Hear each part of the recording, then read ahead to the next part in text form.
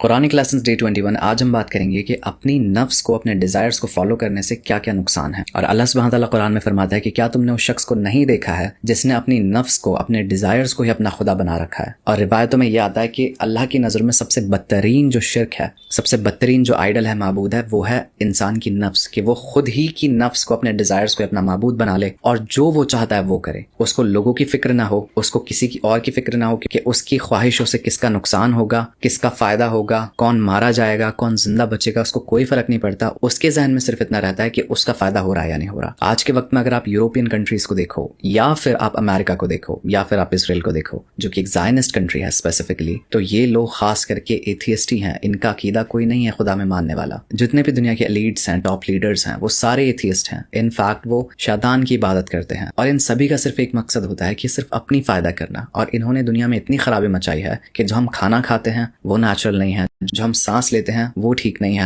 हमारा पानी पोल्यूटेड है, करप्शन है पूरी दुनिया में। मैं ऐसी चीजें बयान नहीं कर सकता, लिस्ट शाम हो जाएगी, मैं बताता रहूंगा। ये कहना कि खुदा नहीं है और इसलिए मैं सिर्फ वो करूंगा जो मैं खुद करना चाहता हूँ, ये दुनिया की सबसे बड़ी जाहिलियत है। और ये बात मैं इसलिए कह रहा हूँ कि उस इंसान के खुद के कोई मॉरल्स नहीं होते। उसके लिए क्या सही है क्या गलत है इससे कोई फर्क नहीं पड़ता। वो जो चाहता है जो करता है, और ये सोच के करता है कि जब वो मारा जाएगा तो उसकी जिंदगी खत्म है, उसका आखिरत में कोई हक हिसाब नहीं लिया जाएगा। और इसी वजह से जो हम चाहते हैं जब करते हैं ना, उससे हमारे इस दुनिया में तो हो सकता है फायदा हो, मगर इन द लॉन्ग रन उससे हमारा नुकसान ही है। हम ऐसे दुश्मन बना सकते हैं, लोग हमसे नफरत करते हैं, हमें बद्दुआएं देने लग जाते हैं। ऐसी शोहरत का या दौलत का क्या फायदा? जब आप मरते हो तो वो दौलत भी इस दुनिया में चली जाएगी और आखिरत में तो आपको अजाब मिलेगा ही मिलेगा। और इसलिए अल्लाह सुब्हानहू तआला कुरान में एक और आयत में फरमाता है, और सबसे बड़ी कसम उठा के फरमाता है कि जिसने अपनी नफ्स को पाक किया वो मुराद को पहुंचा, कामयाब हो गया, और जिसने अपनी नफ्स को नापाक रखा, प्योरीफाई नहीं किया, तो वो नामुराद रहा, अनसक्सेसफुल रहा।